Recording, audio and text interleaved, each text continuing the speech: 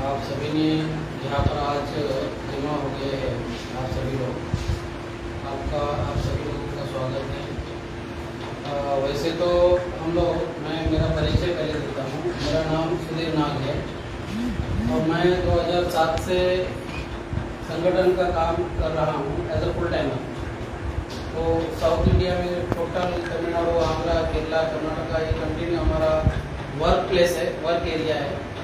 तो अभी जो हम आपके यहाँ आए हैं वो हमारा नेशनल कन्वेंशन को लेके आए हैं। नेशनल कन्वेंशन हमारा नागपुर में होने जा रहा है। बामसेफ ऑर्गेनाइजेशन का नेशनल कन्वेंशन नागपुर में होने जा रहा है। तो नागपुर में 5 दिन का नेशनल कन्वेंशन है। 5 दिन का मीन्स 24 दिसंबर से लेके 24, 25, 26, 27, 28, ये 5 दिन का नेशनल कन्वेंशन है। और उस नेशनल कन्वेंशन में आप लोगों को हम लोग इनवाइट करने आए हैं। एक तो उस नेशनल कन्वेंशन में आपको प्रैक्टिकली देखने को मिलेगा कि ये संगठन कितने ऊंचाई पर है। जो कहा जाता है ना, अब आया ऊंट पहाड़ के नीचे। ऊंट जो होता है ना, वो पहाड़ के नीचे जब आता है तो उसको लगता है कि अरे मेरे से भी कोई ऊंचा है। तो ये जो संगठन इतना विशाल राष्ट्रव्यापी बनाया, उस संगठन के बारे में हमारे लोगों को, जो बुद्धिजीवी लोग हैं, जो समाज में जो बुद्धिजीवी लोग हैं, उनको, हमारे लोगों को हम इन्फॉर्म करना चाहते हैं और उनको इन्वॉल्व करना चाहते हैं। और उनके माध्यम से जो महापुरुषों का मिशन है, वो मिशन को पूरा करना चाहते हैं। अभी हमारे महापुरुषों का जो मिशन है, वो मिशन क्या है?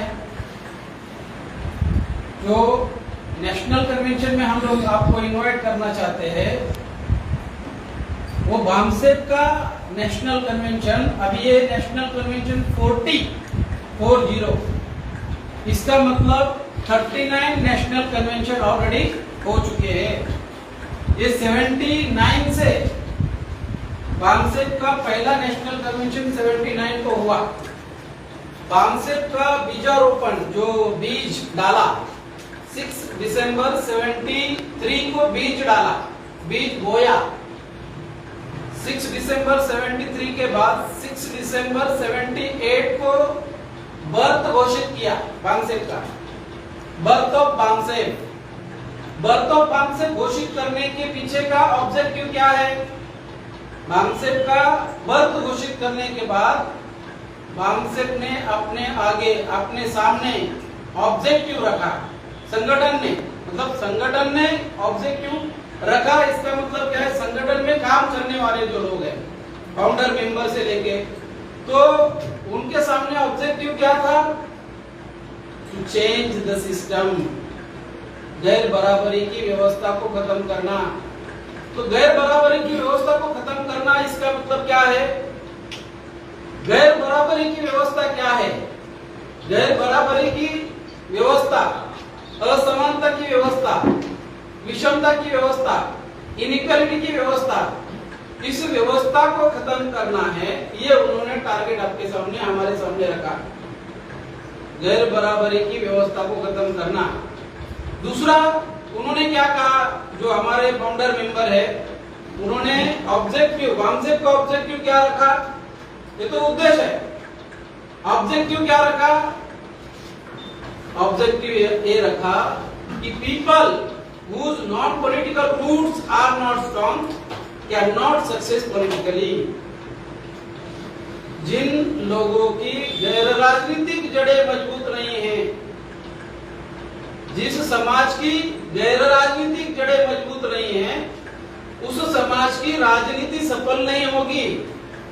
अभी गैर राजनीतिक जड़ें का मतलब क्या है? Time, talent, work, money, skill.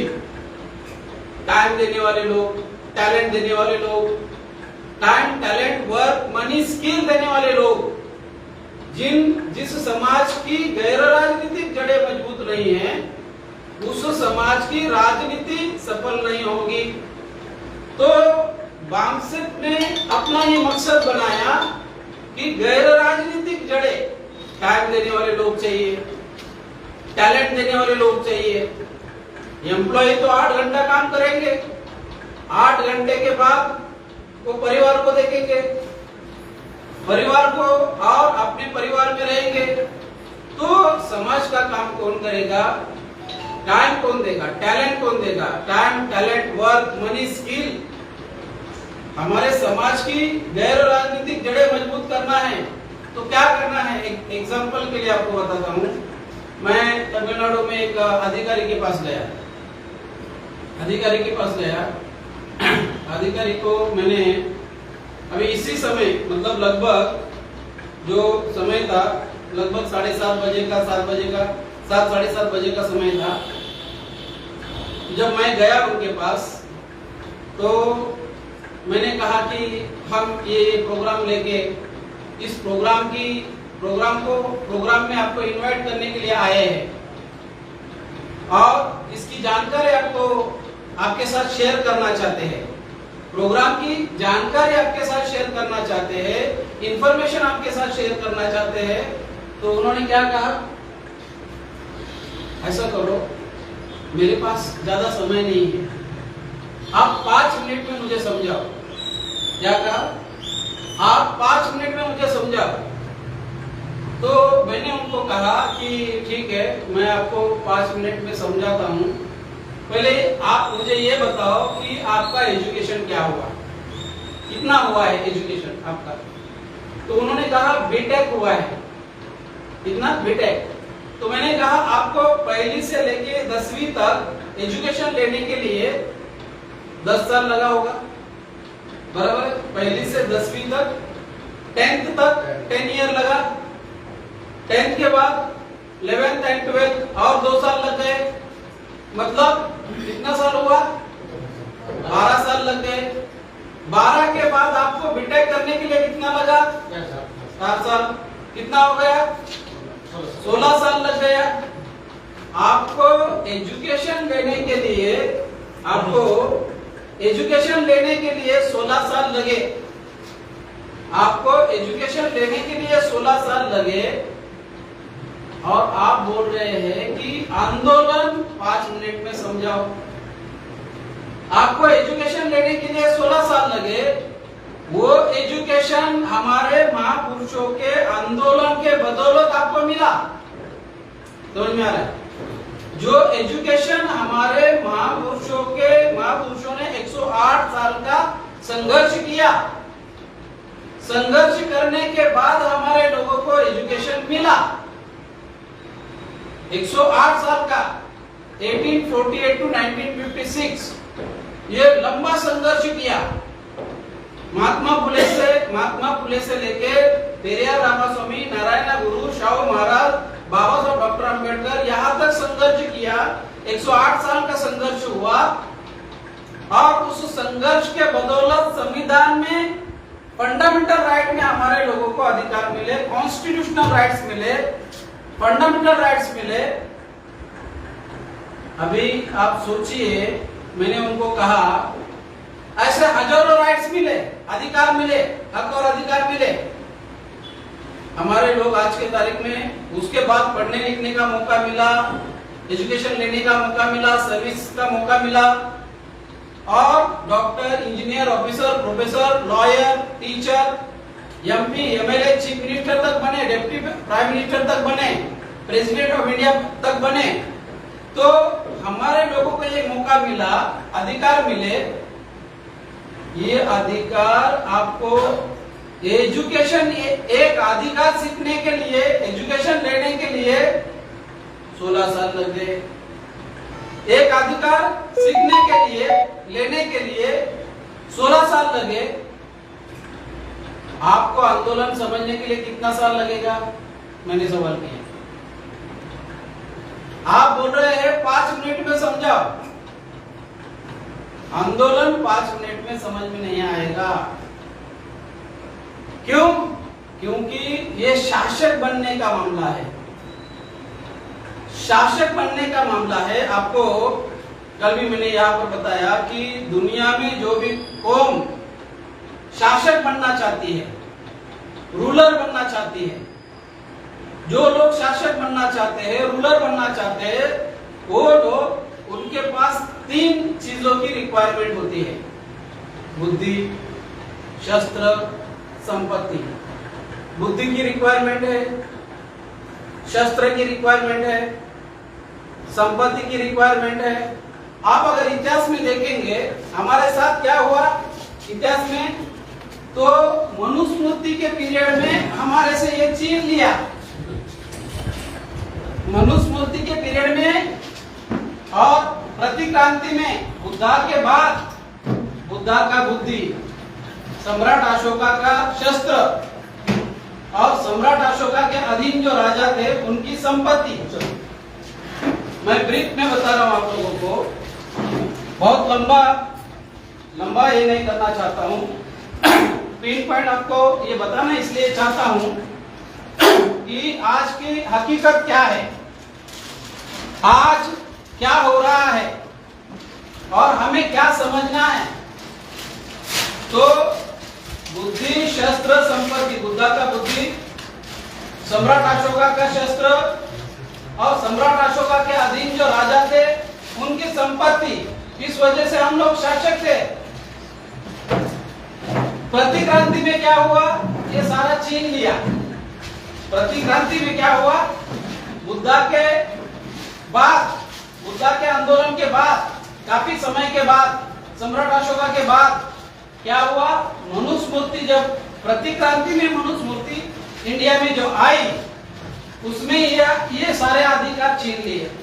पढ़ने लिखने का मतलब शिक्षा छीन ली, हथियार छीन लिए, वेपन छीन लिया और संपत्ति छीन लिया, अधिकार वंचित किया।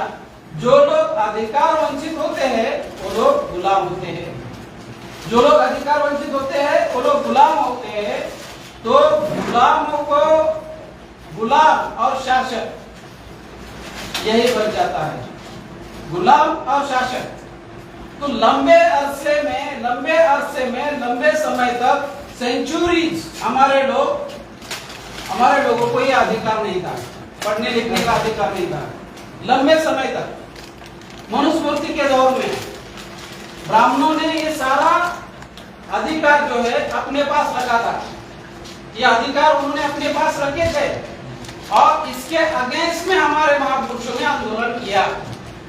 इस व्यवस्था के विरोध में, ये जो व्यवस्था है ये गैर बराबरी की व्यवस्था है, ये असमानता की व्यवस्था है, ये क्रमिक असमानता की व्यवस्था है। ये व्यवस्था गैर बराबरी की, असमानता की, गुलामगिरी की, गुलाम बनाने की व्यवस्था है। जाति जाति में 6000 टुकड़े बनाए और इस व्यवस्था से ब्राह्मण को फायदा हुआ।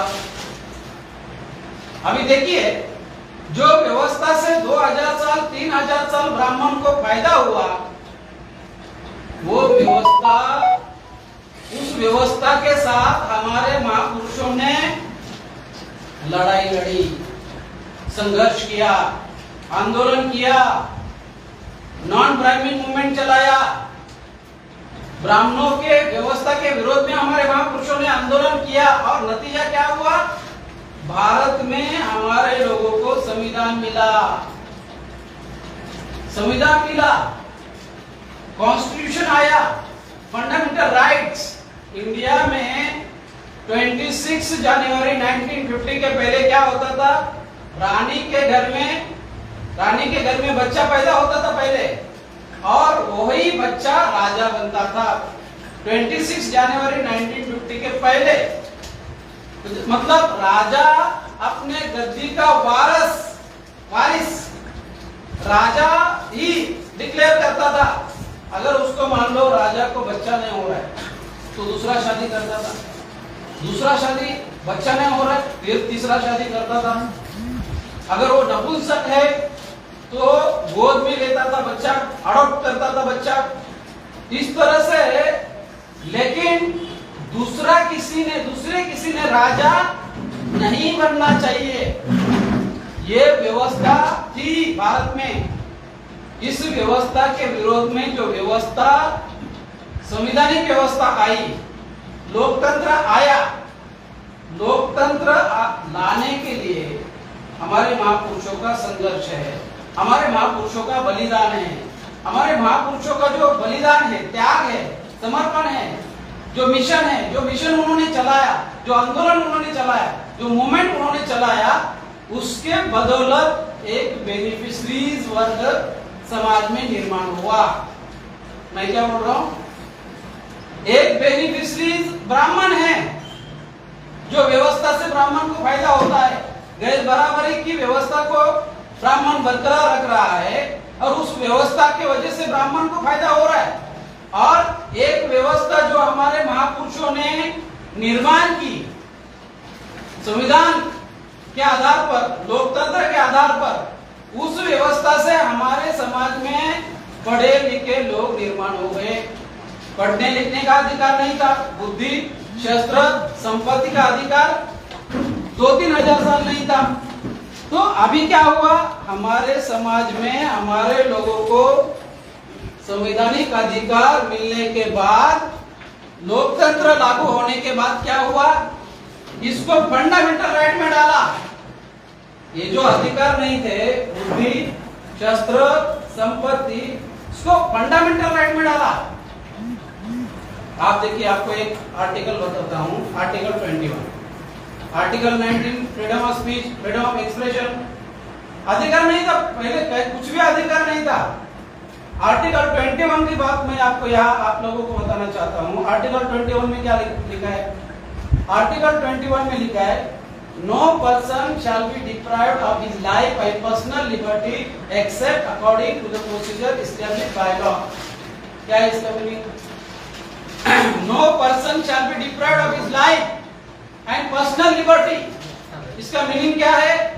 पहले क्या होता था? राजा को अगर समझ में आया, राजा को अगर लगा कि ये फलाना आदमी मेरे विरोध में षड्यंत्र कर रहा है, मेरे विरोध में लोगों को भड़का रहा है, वो राजा गलत है, लेकिन राजा के विरोध में एक विद्रोह निर्माण हो रहा है, समाज में विद्रोह निर्माण हो रहा है, वो विद्रोह का कोई लीड कर रहा है, लीड करने वाला आदमी कोई समाज में है, तो राजा क्या करता था? अपने आर्मी को भेजता था और राजा बोलता था कि उसको पकड़ के लेके आओ, उसके हाथ काटो, पैर काटो, उसको दीवार में चुनवा दो, हाथी के पैर के नीचे कुचल के मार दो, उसको बांधकर घसीटते घसीटते घोड़े के पीछे पीछे घसीटते घसीटते लेके आओ, खत्म होता था, मर जाता था। पहाड़ से फेंक दो। ये हकीकत बात बोल रहा हूं मैं, ये घटित हुआ है इंडिया में, ये हकीकत की बात बोल रहा हूं। राजा ऐसा, जो भी राजा है उसको जो भी ऑर्डर देना था देता था। राजा जो भी ऑर्डर देता था तो वो ऑर्डर का पालन आर्मी को करना पड़ता था। इसका मतलब क्या है? उस वक्त कानून मनुस्मृति का था, लॉ मनुस्मृति का था। 26 जनवरी आने के बाद, 26 जनवरी 1950 के बाद क्या हुआ? आर्टिकल 13 में लिखा है, आपका जो भी कानून है पूर्व का, वो आज से आर्टिकल 13(1), आज से पूरा जो भी कानून है वो 0। आर्टिकल 13(2), भविष्य में भी ऐसा कानून आप बना नहीं सकते, लिख दिया। आर्टिकल 14, इक्वालिटी बिफोर लॉ, कोई भी ऊंच नहीं होगा, कोई भी नीच नहीं होगा, लिख दिया। आर्टिकल 15, किसी को भी भेदभाव, किसी के साथ भी भेदभाव नहीं होगा, in respect of class, race, sex, place of birth, religion, किसी के साथ भी भेदभाव नहीं होगा। प्लेस ऑफ बर्थ, आप यहाँ से हो, आप वहां से हो, आप मुंबई में आए, आप भैया लोग हो, किसी के साथ भी नहीं। इंडिया का हर सिटीजन कहीं पर भी जा सकता है। आर्टिकल 15, किसी के साथ भी भेदभाव फंडामेंटल राइट में डाला। आर्टिकल 21 की बात कर रहा हूं मैं। आर्टिकल 21 में क्या लिखा? No person shall be deprived of his life and personal liberty except according to the procedure established by law. अगर किसी ने कुछ क्राइम किया, तो उसको सजा देना है, लेकिन procedure establish by law.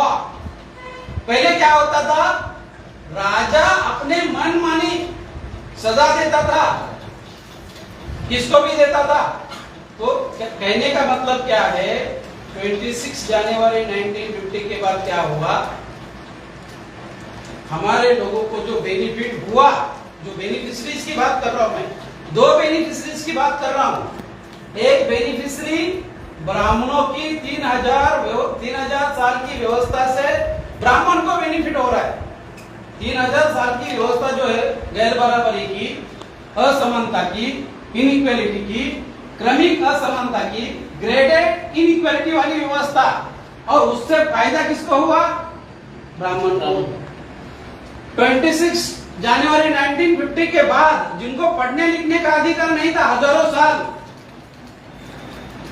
Fundamental right में उनको अधिकार डाला, उनके अधिकार सुरक्षित कर दिए। बुलेट प्रूफ जैकेट है 26, ये जो आर्टिकल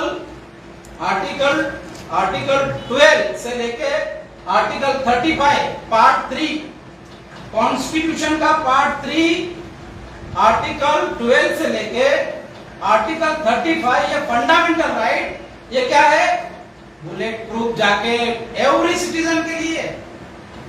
तो ये इसके बदौलत क्या हुआ, हमारे लोगों के अंदर पढ़ने लिखने का अधिकार मिला, हमारे लोगों को पढ़ने लिखने का अधिकार मिला। डॉक्टर बनने लगे, इंजीनियर बनने लगे, प्रोफेसर बनने लगे, लॉयर बनने लगे, टीचर बनने लगे, फॉरेन जाने लगे, आईएएस बनने लगे, आईपीएस बनने लगे। हमारे लोग जिनको कोई कुत्ता नहीं पूछता था, वो लोग डॉक्टर, वकील, इंजीनियर, ऑफिसर, प्रोफेसर, एमपी बनने लगे, एमएलए बनने लगे, कैबिनेट में आने लगे।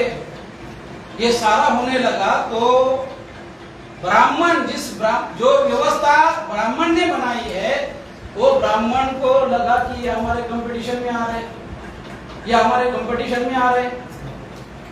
तो ब्राह्मणों की व्यवस्था बरकरार रखने के लिए उन्होंने क्या किया, 1956 के बाद, 52 के बाद, 1952 के बाद उन्होंने भी 1950 के बाद उन्होंने भी क्या किया, मनी माफिया मीडिया का सहारा लेते लेते अभी आप देखेंगे 1952 से लेके 64 तक पंडित जवाहरलाल नेहरू प्राइम मिनिस्टर, 3.5% संख्या वाले लोग प्राइम मिनिस्टर बन रहे हैं। 1966 से लेके 1977 इंदिरा गांधी प्राइम मिनिस्टर, 1977 के बाद 1979 से लेके 1984 इंदिरा गांधी प्राइम मिनिस्टर, 84 से 89 राजीव गांधी प्राइम मिनिस्टर। मतलब जिनकी संख्या कम है, कांचीराम साहब क्या बोलते हैं, वोट हमारा राज तुम्हारा नहीं चलेगा, वोट हमारा राज तुम्हारा नहीं चलेगा। मतलब जो लोग जिन्होंने व्यवस्था बनाई, व्यवस्था क्या है, एक बार आपको व्यवस्था समझाता हूं। ये जो पार्ट है, ये पार्ट, ये 15% पार्ट है और ये 85% पार्ट है। एससी एसटी ओबीसी के लोग 74.5% है। अभी हम लोग मीटिंग में गए थे तो वहां एससी एसटी ओबीसी लिखा है, एससी एसटी ओबीसी लिखा है। उनकी संख्या कितनी है, एससी की संख्या 15%,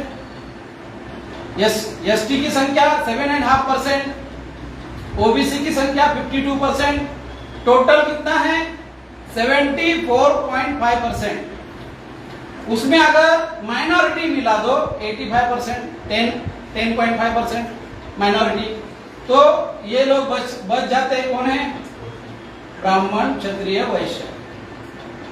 इनकी संख्या कितनी है, ब्राह्मण की संख्या 3.5%, लेकिन ये व्यवस्था में ये लोग काबिज है। और ये व्यवस्था ऐसे है, जुडिशरी पर ब्राह्मणों का कब्जा, मीडिया पर ब्राह्मणों का कब्जा, एग्जीक्यूटिव में ब्राह्मण का कब्जा, पार्लियामेंट पर ब्राह्मण का कब्जा।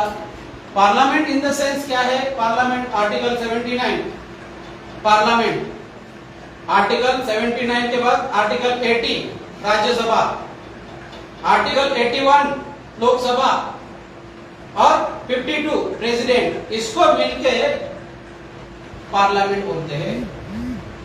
पार्लियामेंट के ऊपर कंट्रोल किसका है? ब्राह्मण का। राज्यसभा पर कंट्रोल किसका है? ब्राह्मण का।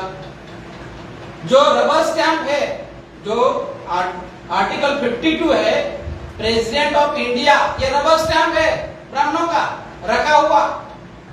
आर्टिकल 52 वो ब्राह्मण जैसा बोलेंगे वैसा करेगा प्रेसिडेंट ऑफ इंडिया।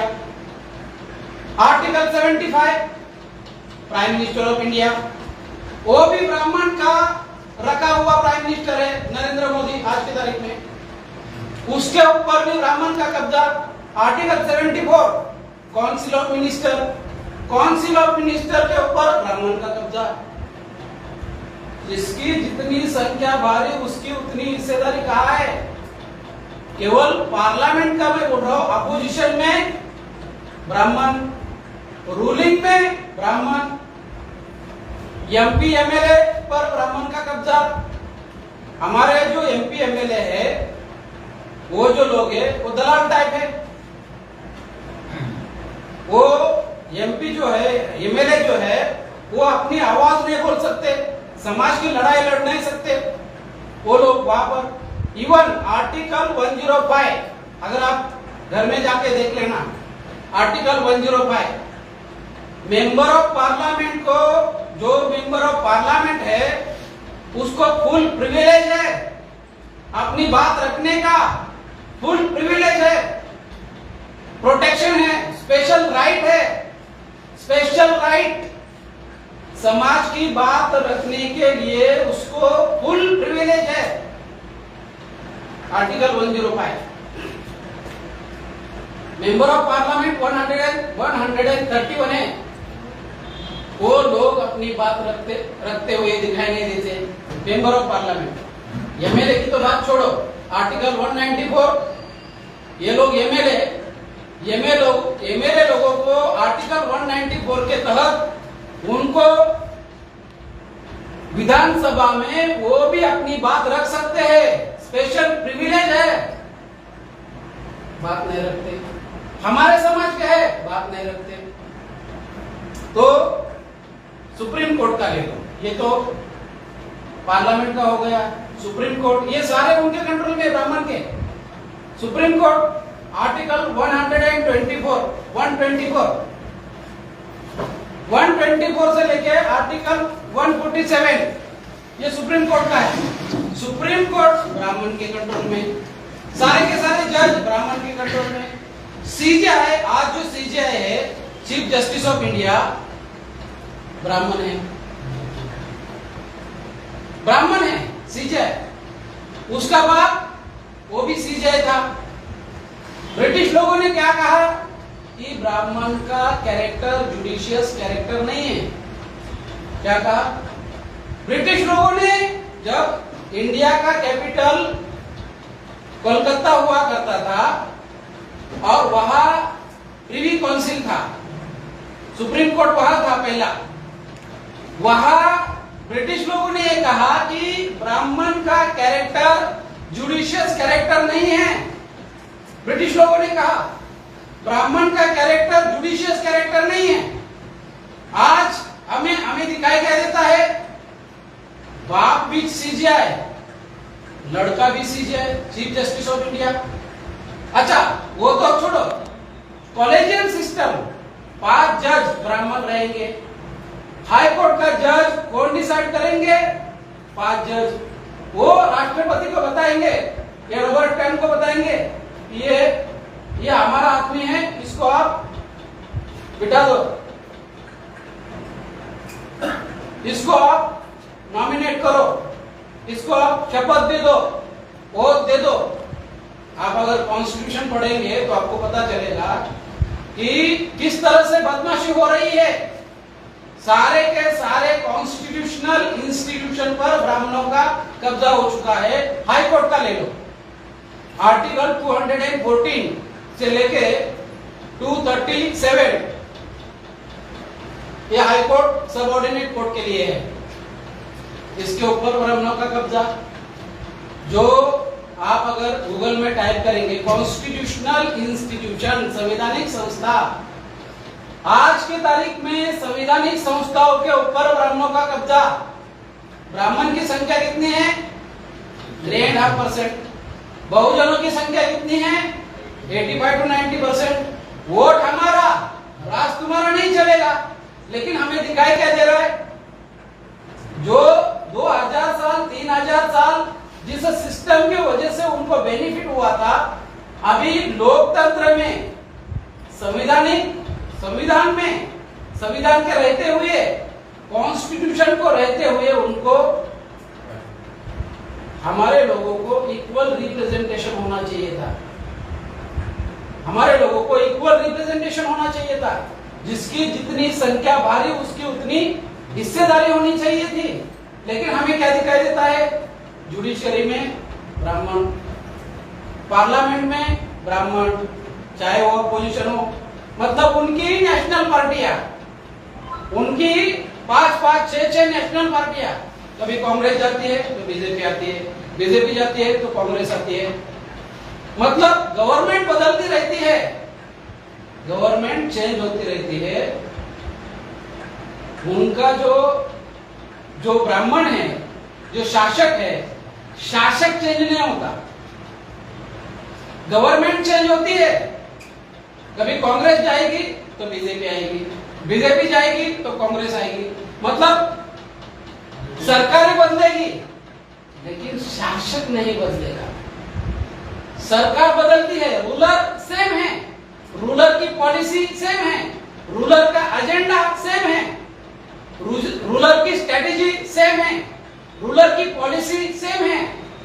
ब्राह्मण रूलर है और रूलर की policy in the interest of ब्राह्मण। उनको क्या देखना है? केवल इन द इंटरेस्ट ऑफ ब्राह्मण काम करना है। कॉन्स्टिट्यूशन का ऑब्जेक्टिव क्या है? In the interest of common people. पहला लाइन अगर आप कॉन्स्टिट्यूशन का पढ़ेंगे तो उसमें लिखा है we the people of India. पहली line preamble of the constitution का पहला लाइन क्या है? We the people of India. वो भी आपको इंडिया में 26 जनवरी को पहली बार ये शब्द यूज किया 2000-3000 साल के बाद। We the people of India, first time this sentence introduced in India.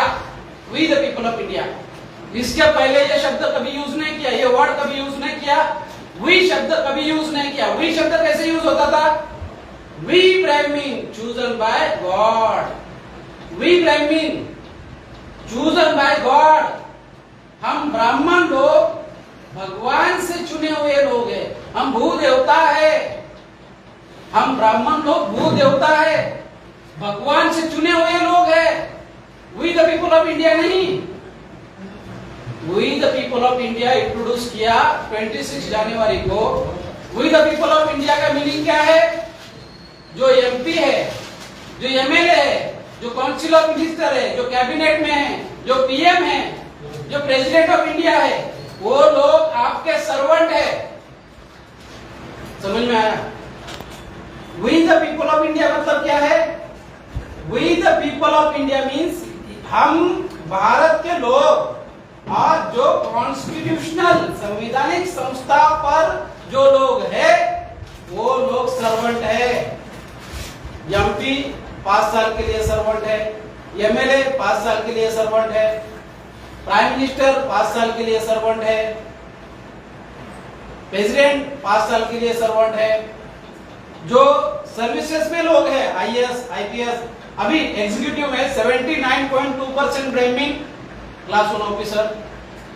Services में आज की करंट जानकारी, करंट इंफॉर्मेशन है 79.2% Brahmin, class 1 officer, IAS, IPS, IRS, civil services. Article 307 अगर आप पढ़ेंगे सिविल सर्विसेज का है। सिविल सर्विसेज में जो एग्जाम होती है, यूपीएससी की एग्जाम होती है, यूपीएससी से जो चुनकर जाते हैं जो एग्जाम दे के जो लिए जाते हैं उनको, उसमें भी ब्राह्मण, उसमें भी ब्राह्मण। मतलब ये व्यवस्था पर ब्राह्मणों का किस तरह से नियंत्रण है, एब्सोल्यूट कंट्रोल है व्यवस्था पर ब्राह्मणों का, पूरी तरह से ब्राह्मण का कंट्रोल है। मतलब जुडिशरी पर ब्राह्मण का कब्जा। मीडिया 79 मीडिया का जो है, मीडिया का सारे चैनल आप देखो, प्रिंट मीडिया ब्राह्मण के कंट्रोल में, इलेक्ट्रॉनिक मीडिया ब्राह्मण के कंट्रोल में, वोकल मीडिया ब्राह्मण के कंट्रोल में, ट्रेडिशनल मीडिया ब्राह्मण के कंट्रोल में। तो आज भी जो अभी जो एक शास्त्री है, क्या नाम उसका, जो प्रचार करता है ना, नहीं अभी एक लड़का जैसा है, महाराज बागेश्वर धाम महाराज, वीरेंद्र शास्त्री, वो एक नंबर का गधा है, एक नंबर का गधा, बागेश्वर एक नंबर का गधा आदमी। मीडिया ने उसको इतना हाईलाइट किया। ये महाराष्ट्र का सीएम ब्राह्मण, डिप्टी सीएम, वो उसका पैर पकड़ रहा है। सोचो, गधे का मतलब मीडिया ने उसको, मीडिया इतना ब्राह्मण बनिया का मीडिया है। ये जो मीडिया है इंडिया का media in the interest of Brahmin, उसको क्या दिखाना है, in the interest of Brahmin, in the interest of common public, वो दिखाते नहीं है। तो इस तरह से मीडिया ब्राह्मण के कंट्रोल में, जुडिशरी ब्राह्मण के कंट्रोल में, पार्लियामेंट ब्राह्मण के कंट्रोल में, एग्जीक्यूटिव जो एडमिनिस्ट्रेशन है एग्जीक्यूटिव ब्राह्मण के कंट्रोल में। और उसको बनाए रखने के लिए उन्होंने क्या किया, आईबी, सीबीआई, ईडी, ये सारा उनके कंट्रोल में। जो कॉन्स्टिट्यूशनल इंस्टीट्यूशंस है, इलेक्शन कमीशन आर्टिकल 324 से 329, इलेक्शन कमीशन ने आर्टिकल 324 के तहत free, fair and transparent election करना है। लेकिन जैसे इन्होंने कहा, इलेक्शन के बारे में इन्होंने कहा, आज क्या हो रहा है, 2004 के बाद इंडिया में इतना भयानक फ्रॉड हो रहा है। हमारे लोग जो एजुकेटेड लोग हैं, उनके दिमाग के बाहर की बात है, बैठने वाला नहीं है, इतनी भयानक बातें हैं। 2004 में कांग्रेस ने घोटाला किया, उसके सारे सबूत हमारे पास है, हम लाइव बोल रहे हैं। हम चैलेंज करते हैं, इलेक्शन कमीशन को चैलेंज कर रहे हैं कि भाई अगर हम बोल रहे हैं, रिकॉर्ड में ला रहे हैं, अगर आपके अंदर हिम्मत है तो हमें अरेस्ट करो, हमारे ऊपर एफआईआर करो। 505 आईपीसी की धारा 505 आप पढ़ो, 505 इंडियन पिनल कोड 505 अगर आप पढ़ेंगे तो आपको समझ में आएगा। तो कहने का मतलब यह है, 2004 में कांग्रेस ने घोटाला किया, 2009 में अगेन कांग्रेस ने घोटाला किया, 2009 के बाद कांग्रेस और बीजेपी का म्यूचुअल अंडरस्टैंडिंग से 2014 में बीजेपी को घोटाला करने के लिए कांग्रेस ने समझौता किया, डील किया। 2019 का सबसे बड़ा घोटाला है। वो घोटाले के बारे में अगर आपको समझाया जाए, इधर प्रोजेक्टर लगाकर अगर मैं समझाऊंगा आपको एक एक डेट के साथ, एविडेंस के साथ, तब जाके आपको समझ में आएगा, अरे बाप रे इतना घोटाला है। बिलीव नहीं होगा आप लोगों को। एविडेंस जब मैं बताऊंगा, आपको फैक्ट बताऊंगा, एविडेंस बताऊंगा, डॉक्यूमेंट बताऊंगा, तब जाके आपको यकीन होगा, अरे बाप रे 2019 में जो घोटाला हुआ, इतना भयानक घोटाला हुआ। बीजेपी ने 27,000 करोड़ रुपीस खर्चा किया, 27,000 करोड़ 303 सीट के लिए। बीजेपी ने कितना खर्चा किया? 303 सीट के लिए 27,000 करोड़ डिवाइडेड बाय 303, एवरेज एक सीट के लिए 110 करोड़ खर्च किया। हमारे पास है। हमारे लोगों के पास चुनाव लड़ने के लिए 110 करोड़ है एक एमपी सीट के लिए। एक एमपी सीट के लिए ये घोटाला, आपको घोटाले का एक एविडेंस देता हूं। इलेक्शन कमीशन के वेबसाइट पर आप जाना, 1 जून 2019 का प्रेस नोट है। 1 जून 2019 का इलेक्शन कमीशन के वेबसाइट पर प्रेस नोट है। उसमें क्या लिखा है कि जो हमने हमारे वेबसाइट पर जो डेटा पब्लिश किया है वो डेटा ऑथेंटिक नहीं है। समझ में आया? जो डेटा हमने पब्लिश किया है, रिजल्ट पब्लिश किया है, that is not authentic, it is a provisional. This data is provisional data, it is subject to change. ये बदल सकता है। जून गया, जुलाई गया, अगस्त गया, सितंबर गया, अक्टूबर गया, नवंबर 14 को 14 नवंबर को एडीआर ऑर्गेनाइजेशन ने, एसोसिएशन फॉर डेमोक्रेटिक रिफॉर्म, उन्होंने सुप्रीम कोर्ट में केस फाइल किया इलेक्शन कमीशन के विरोध में। और उन्होंने कहा कि भाई हमें ये बताओ कि इलेक्शन कमीशन ये डेटा कब पब्लिश करेगा। अभी तक अभी तो पीरियड पूरा खत्म हो रहा है, अभी तक डेटा पब्लिश नहीं किया।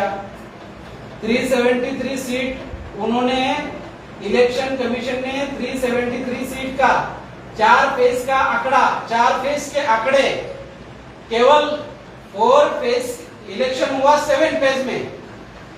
इलेक्शन हुआ 2019 का इलेक्शन हुआ 7 फेज में, पब्लिश किया 4 फेज के आंकड़े। 4 फेज के आंकड़े कितने पब्लिश किए? 373 सीट के। जब उनको किसी ने बताया कि ये आंकड़े गलत है, क्या बताया? 373 सीट आउट ऑफ 373, 220 सीट पर ज्यादा वोट, पोल वोट से रिजल्ट वोट ज्यादा। कैसे हो सकता है पॉसिबल? समझ में आया? पोल वोट, मान लो ये एरिया में लोगों ने 1 लाख वोट दिया, ये एरिया में आज के दिन वोटिंग हुआ, ये एरिया में 1 लाख वोट दिया। 3 तारीख को, 3 दिसंबर को रिजल्ट है। रिजल्ट के दिन कितना आना चाहिए? 1 लाख ही आना चाहिए। 1,20,000 आया तो कैसे आ सकता है? घोटाला हुआ बोल। ऐसा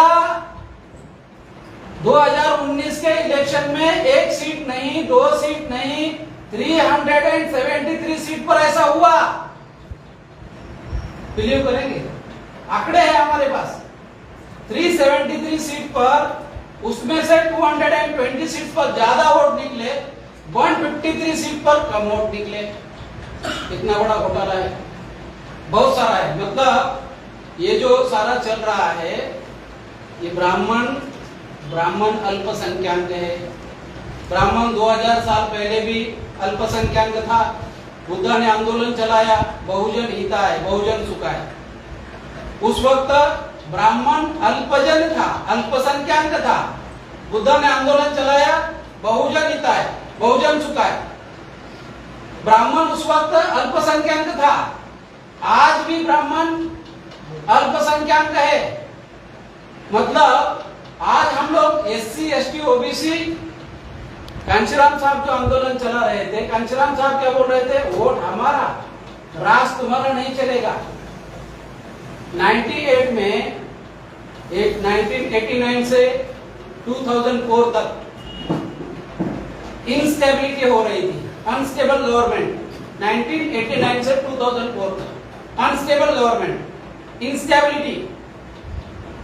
कभी 2 साल में गवर्नमेंट गिर रहा है, कभी 13 महीने में गवर्नमेंट गिर रहा है। आपने सुना होगा जयललिता ने 1 वोट से सरकार गिराई, मायावती ने 1 वोट से सरकार गिराई।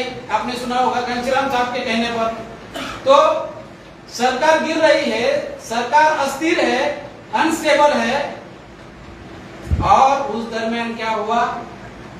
जो हमारे लोगों की पार्टियां है, SC की, ST की, OBC की, माइनॉरिटी की, वो नेशनल लेवल पर रिकॉग्नाइज हो रही थी। नेशनल लेवल पर कांशीराम साहब की पार्टी आ गई तो ब्राह्मणों ने सोचा कि हमारा मामला बेड़ा गर्क हो रहा है और ये दबे कुचले लोगों का मामला बन रहा है। कांशीराम साहब ने 1998 में कहा था कि बहुजन समाज बनने की प्रक्रिया जैसे जैसे भारत में शुरू हो गई तो क्या हुआ, बहुजन समाज बनने की प्रक्रिया मतलब एससी के लोग, एसटी के लोग, ओबीसी के लोग आपस में मिलने लगे, भाईचारा होने लगा और गठबंधन होने लगा, वो दिखाई देने लगा। मिले मुलायम कांशीराम हवा में हो गए जय श्री राम, ये आपने सुना होगा। तो जब एससी एसटी ओबीसी के लोग आपस में मिलने लगे, भाईचारा होने लगा, तो क्या हुआ, बहुजन समाज बनने की प्रक्रिया हुई।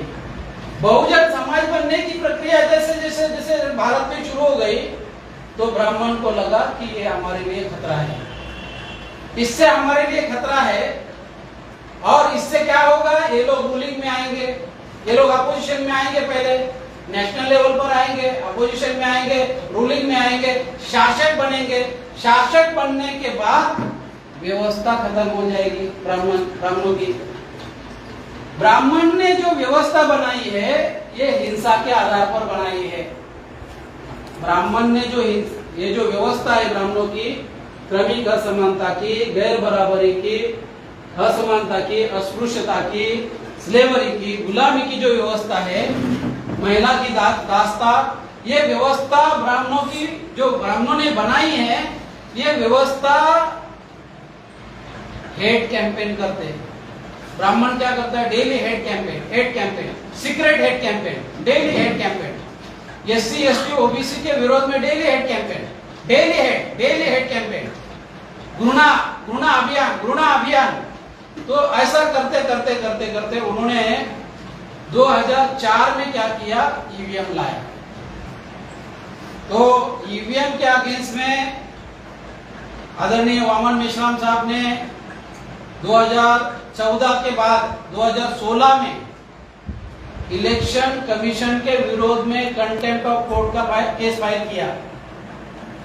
इलेक्शन कमीशन के विरोध में, इलेक्शन कमीशन क्या है, कॉन्स्टिट्यूशनल बॉडी है, इक्वल टू सुप्रीम कोर्ट है। सुप्रीम कोर्ट के विरोध में कौन चैलेंज कर सकता है, सुप्रीम कोर्ट के विरोध में कोई चैलेंज कर सकता है। तो इलेक्शन कमीशन को सुप्रीम कोर्ट में खींचा। 8 अक्टूबर 2013 का जो जजमेंट है सुब्रमण्यम स्वामी के केस में, उसमें ये कहा था without VVPAT free fair and transparent election can not possible. 8 October 2013, without VVPAT free fair and transparent election can not possible. तो 2004 का जो इलेक्शन हुआ विदाउट वीवीपीएटी हुआ, इसका मतलब घोटाला हुआ। सुप्रीम कोर्ट का जजमेंट है, 2009 का इलेक्शन हुआ विदाउट वीवीपीएटी हुआ। सुप्रीम कोर्ट का कहना क्या है, without VVPAT free fair and transparent election can not possible. आप वीवीपीएटी आपने देखा होगा, आप जब बैलेट यूनिट है, बैलेट यूनिट पर जब आप बटन दबाते हो तो वो बटन रिकॉर्ड कहाँ होता है, कंट्रोल यूनिट में। कंट्रोल यूनिट में रिकॉर्ड होने के पहले क्या होता है, वो रिसीट आती है बाहर। वीवीपीएटी मशीन से आपको रिसीट दिखाई देती है, 7 सेकंड के लिए दिखाई देती है। आप 3 सेकंड के लिए, यहाँ आंध्रा में क्या हुआ 2019 में 3 सेकंड का सेटिंग किया।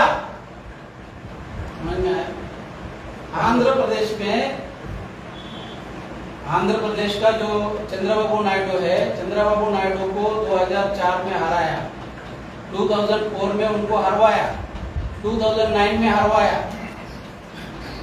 उन्होंने एक आदमी को, हरिप्रसाद को काम पे लगवाया था और उसके माध्यम से ये सारा सुब्रमण्यम स्वामी, हरिप्रसाद, जीवीएल नरसिम्हा राव, इनके माध्यम से जब ये सारा निचोड़ आया वहां, तो सुप्रीम कोर्ट को मानना पड़ा, एक्सेप्ट करना पड़ा।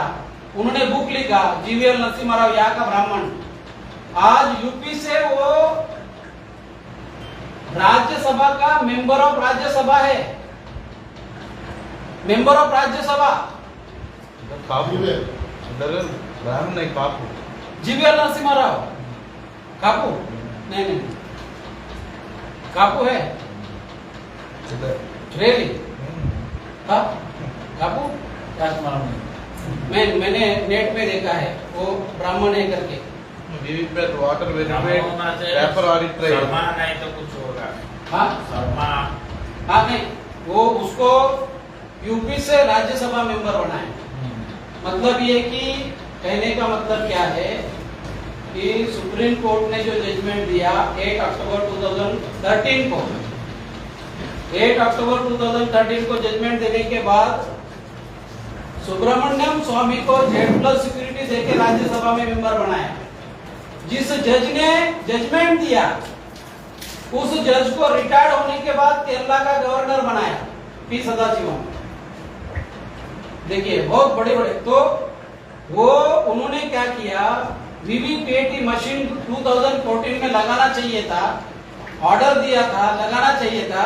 2014 में कितना लगाया, 0.33%, मीन्स 99.67% वीवीपीएटी मशीन लगाया नहीं। तो इसको लेके मेश्राम साहब, हमारे राष्ट्रीय अध्यक्ष वामन मेश्राम साहब सुप्रीम कोर्ट में गए, अभी भी सुप्रीम कोर्ट में केस चालू है। तो ये लड़ाई जो है, एक बेनिफिशरीज और दूसरा बेनिफिशरी, एक लड़ाई जो संविधान की लड़ाई हम लोग लड़ रहे हैं, लोकतंत्र बचाने की लड़ाई हम लोग लड़ रहे हैं, देश को बचाने की लड़ाई हम लोग लड़ रहे हैं, ब्राह्मणों की सिस्टम को बचाने के लिए लगा है। आज ब्राह्मण के पास आरएसएस को कितना साल हो रहा है, अभी नेक्स्ट ईयर में 100 ईयर हो रहा है आरएसएस को, आने वाले 2025 को आरएसएस को 100 ईयर कंप्लीट हो रहे हैं। अभी आरएसएस को 100 ईयर कंप्लीट हो रहे।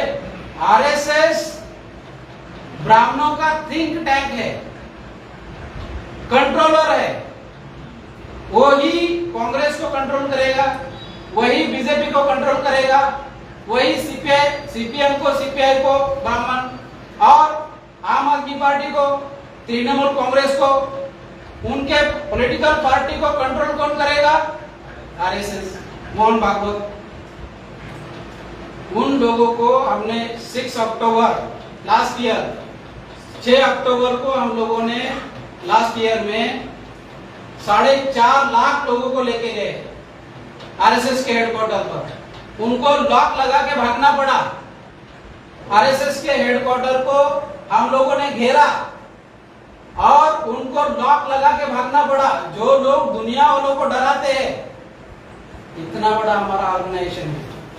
तो मैं ये बात ये कर रहा था कि एक बेनिफिशरीज व्यवस्था बचाने में लगा है। आरएसएस के पास इतना पॉलिटिकल विंग है, आईबी है, ईडी है, सीबीआई है। आईबी ब्राह्मण का सबसे टॉप ऑर्गेनाइजेशन है आईबी। ये जो इंटेलिजेंस ब्यूरो है हम लोग बोल रहे हैं, वो आईबी, एक भाई आईबी, ये 2 भाई है, 2 भाई, एक भाई आईबी में, एक भाई आरएसएस में। एक ही घर का आदमी, एक स्टेट का हेड आईबी, एक स्टेट का हेड आईबी का, एंड ये आरएसएस का हेड।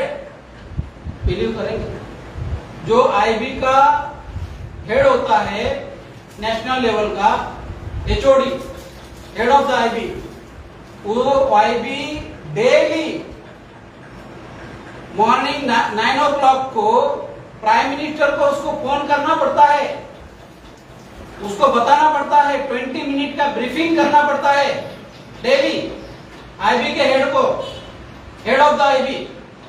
उसको ये बताना पड़ता है कि देश में क्या हो रहा है, पूरे भारत भर में आज 24 आवर्स में क्या हुआ, इसका रिपोर्ट करना पड़ता है आईबी के हेड को।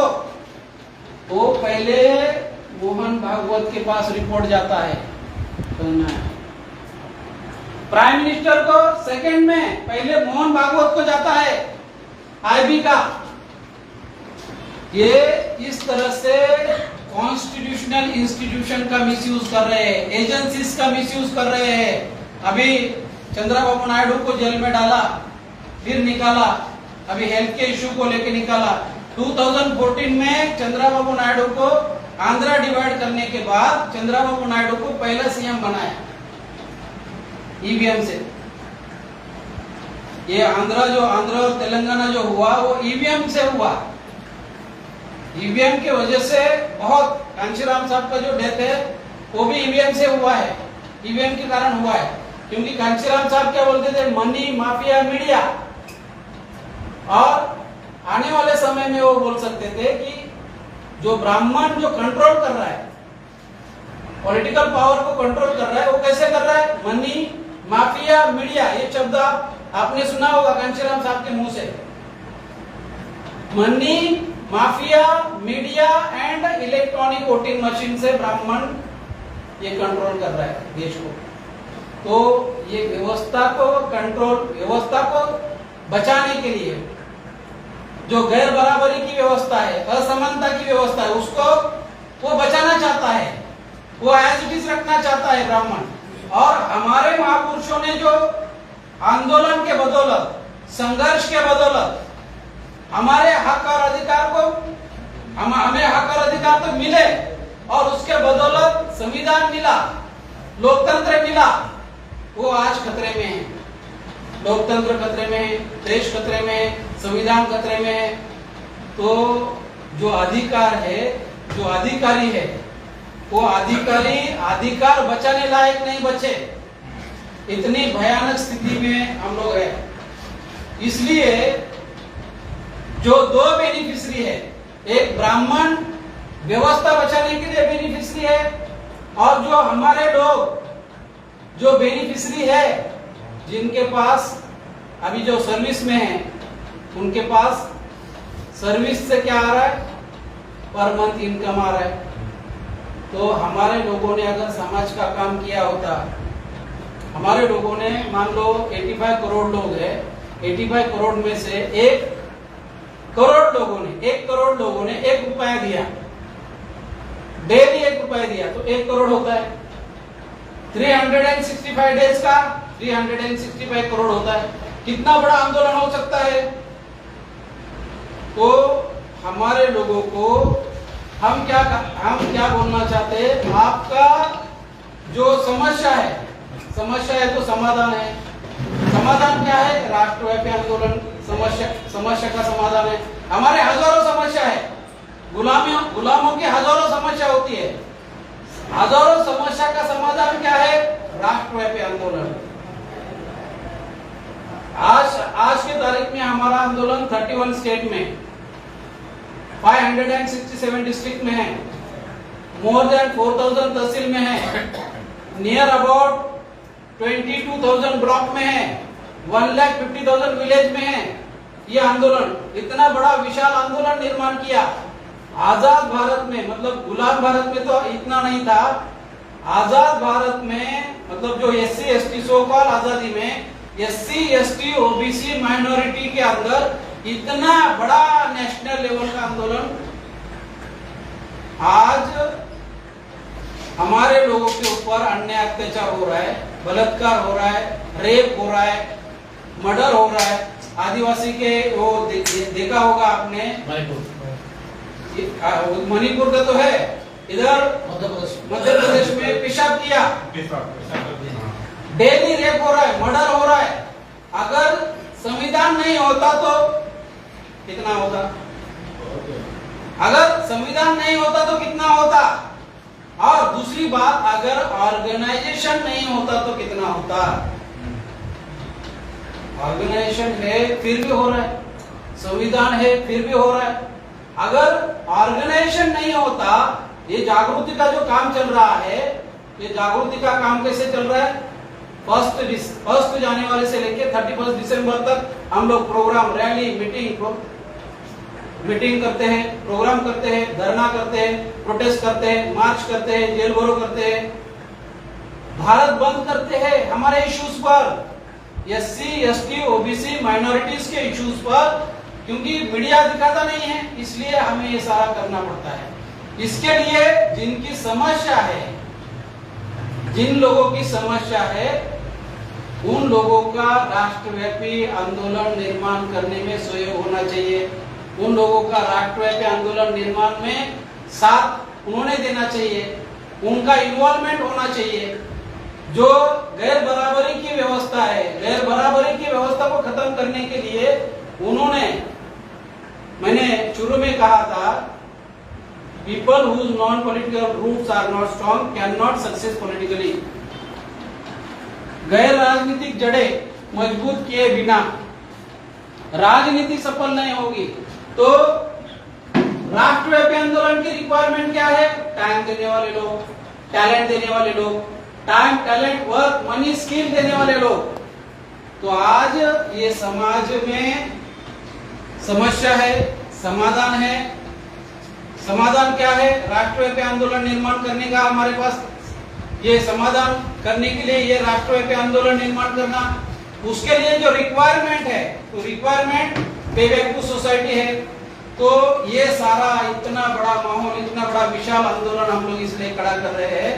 तो ये माहौल को, ये आंदोलन को, ये मिशन को आपको हम लोग इस नेशनल कन्वेंशन में आमंत्रण देते हैं, निमंत्रण देते हैं। लास्ट एक पॉइंट बाबा साहब की बात बता के मैं मेरी बात फिनिश करना चाहूंगा। बाबा साहब डॉक्टर आम्बेडकर क्या बोलते हैं? अगर आपको मूवमेंट चलाना है, आंदोलन चलाना है, मूवमेंट चलाना है, दबे कुचले लोगों की बात करनी है, उनको सही रास्ता दिखाना है, आंदोलन चलाना है, मूवमेंट चलाना है, मिशन चलाना है, तो उनका उसके लिए 3 रिक्वायरमेंट है। एक है हेडक्वार्टर होना चाहिए। हमारे पूरे इंडिया में लगभग सारी जगह ऑफिसेस है।